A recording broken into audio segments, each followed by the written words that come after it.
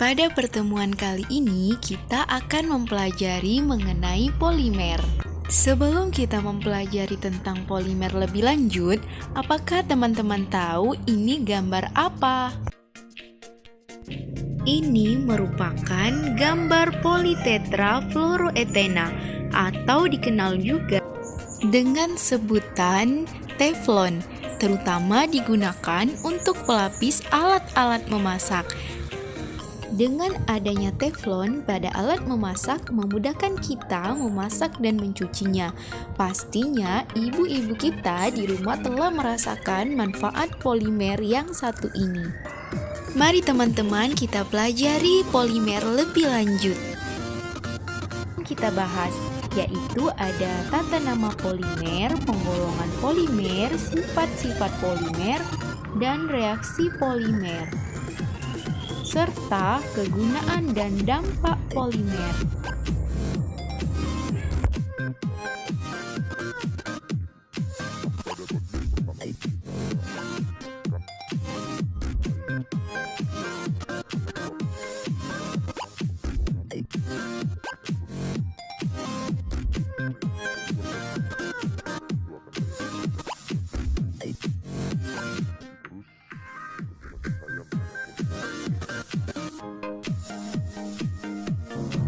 Apa polimer itu?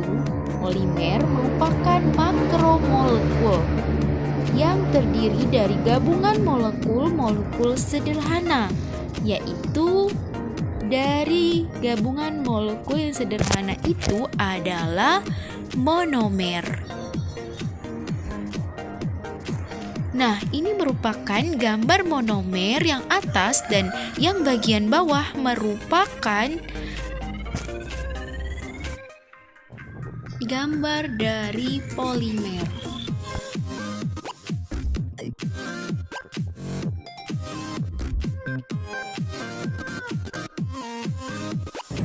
Jadi teman-teman, dapat kita definisikan polimer terdiri dari kata poli yang berarti banyak dan meros yang berarti bagian. Polimer adalah senyawa atau molekul besar atau makromolekul yang diperoleh dari penggabungan molekul-molekul yang sederhana melalui reaksi kimia. Molekul-molekul sederhana disebut juga dengan monomer. Ini merupakan gambar monomer dan selanjutnya yaitu gambar polimer, di mana monomer tadi adalah molekul-molekul yang sederhana yang dapat membentuk polimer. Selanjutnya kita akan membahas mengenai tata nama polimer. Yang pertama berdasarkan nama monomer, yang kedua berdasarkan taktisitas, yang ketiga berdasarkan isomer, dan yang keempat berdasarkan unit dasar. Berdasarkan nama monomer. Monomer yang terdiri dari satu kata, maka polimer plus monomer. Sebagai contoh, kita lihat tabel berikut ini. Nama monomer contohnya stirena, maka nama polimernya yaitu polistirena. Kemudian nama monomer etena, nama polimernya yaitu polietena. Kemudian untuk monomer yang terdiri lebih dari satu kata, maka rumusnya yaitu poli plus monomer. Sebagai contoh, kita lihat tabel berikut ini. Nama monomer contohnya yaitu 1 pentena, maka nama polimernya yaitu poli 1 pentena. Nama monomer metil metakliralat, maka nama polimernya yaitu polimetil metakrilar.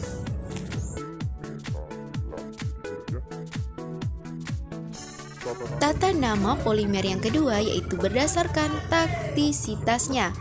Taktisitas adalah keteraturan letak gugus tertentu terhadap bidang rantai utama. Isotaktik merupakan gugus R terletak pada sisi yang sama pada rantai utama polimer. Ini merupakan contoh dari isotaktik.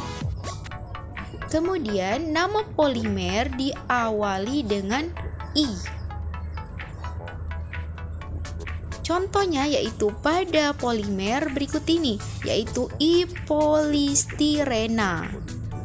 Dapat kita lihat pada gambar merupakan polimer I-polistirena.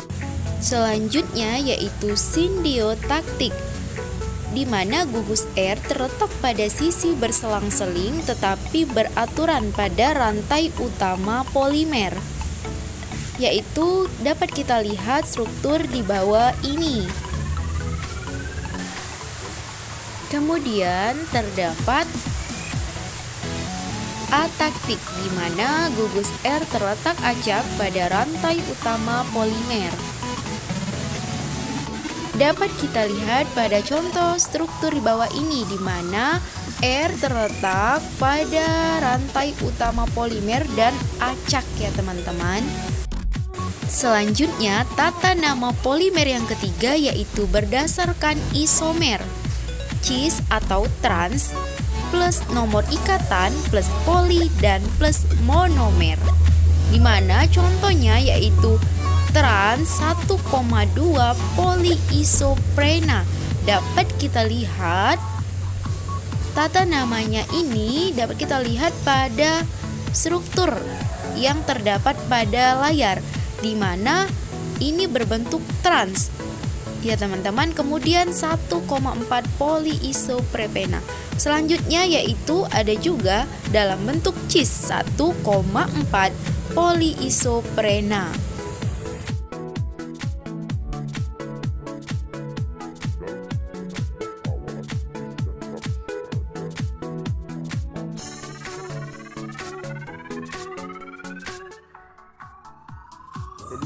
Kemudian tata nama polimer yang keempat yaitu berdasarkan unit dasar atau IUPAC. Aturan penamaan polimer menurut IUPAC yaitu mengidentifikasi unit struktur terkecil. Kemudian menentukan subunit CRU sebagai prioritas berdasarkan ikatan yang ditulis dari kiri ke kanan. Kemudian memberikan nama dengan diawali kata poli dan nama CRU yang dikurung. Selanjutnya yaitu nama sumber polimer, poliheksena diamin. Dapat kita lihat strukturnya yaitu sebagai berikut. Nah, ini merupakan struktur dari senyawa polimer, yaitu yang diberi nama poliheksametilen adipamida.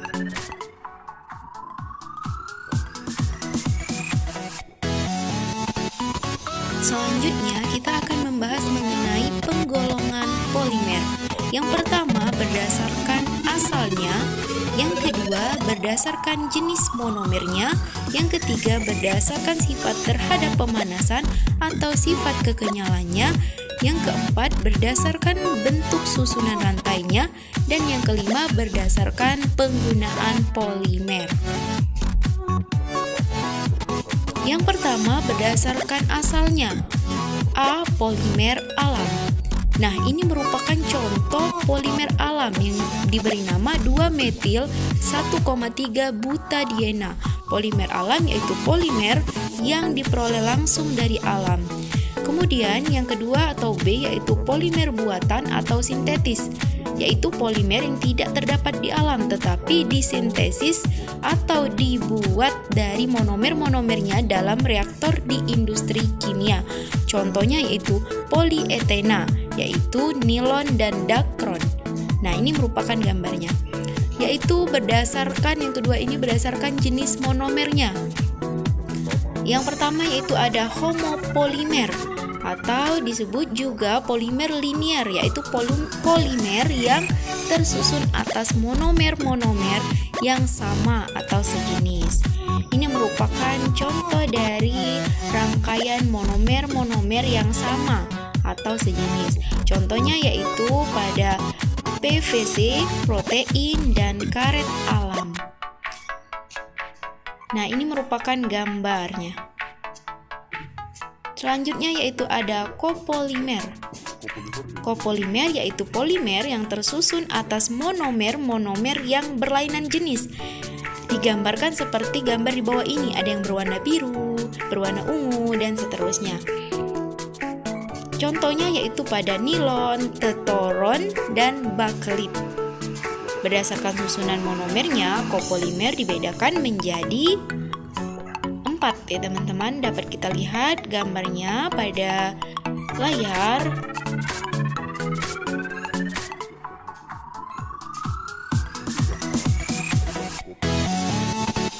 Yang A merupakan copolimer tidak beraturan. Dapat kita lihat bahwa pada gambar copolimer ini tidak beraturan teman-teman. Kemudian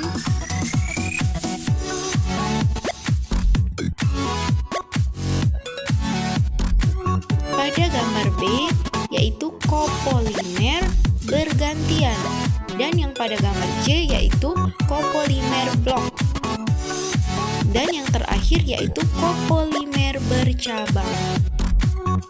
Selanjutnya berdasarkan sifat terhadap permanasan atau sifat kekenyalannya. Yang pertama, termoplastik, yaitu sifat-sifatnya berat molekul kecil, tidak tahan terhadap panas, jika dipanaskan akan melunak, jika didinginkan akan mengeras. Selanjutnya bersifat dapat didaur ulang dan titik leleh rendah serta mudah diregangkan dan fleksibel, mudah larut dalam pelarut yang sesuai dan memiliki struktur molekul linear atau bercabang. Contohnya pada gambar plastik ini ya teman-teman. Ini merupakan contohnya, gambar-gambarnya.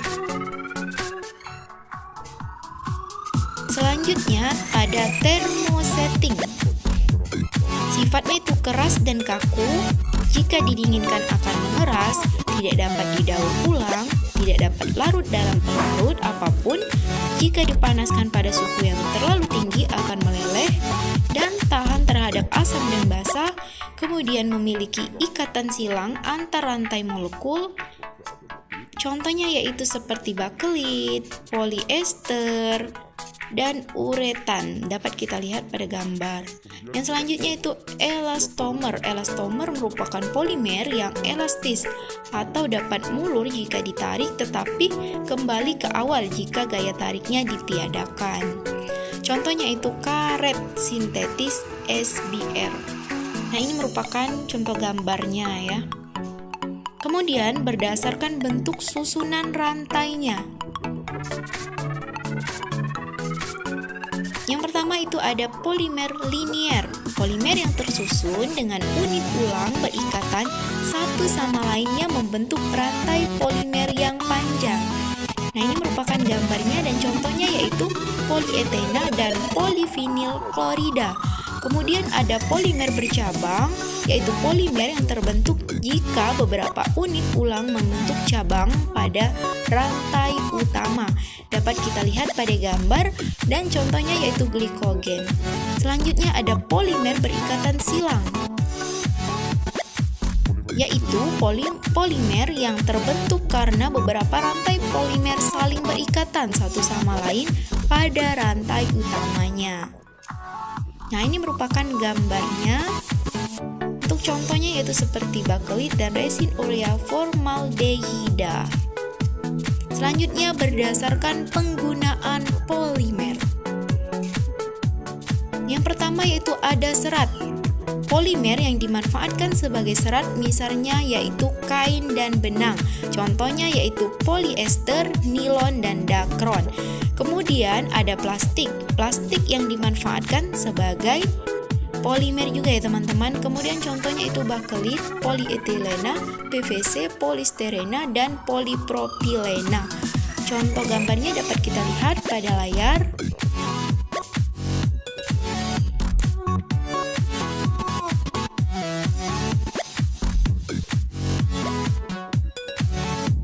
Selanjutnya kita akan membahas sifat-sifat polimer. Yang pertama, sifat termal. Sifat yang dimiliki polimer apabila polimer dipanaskan. Ada polimer yang menjadi lunak jika dipanaskan dan ada yang menjadi keras jika dipanaskan. Selanjutnya, sifat kelenturan. Pada polimer sintetik umumnya lebih kuat dan lentur sesuai dengan kebutuhan. Kemudian sifat ketahanan terhadap mikroorganisme. Polimer alam tidak tahan terhadap mikroorganisme dan sebaliknya, pada polimer sintetik lebih tahan. Dan terdapat juga sifat lainnya yang dapat kita lihat pada layar. Terima kasih, semoga bermanfaat.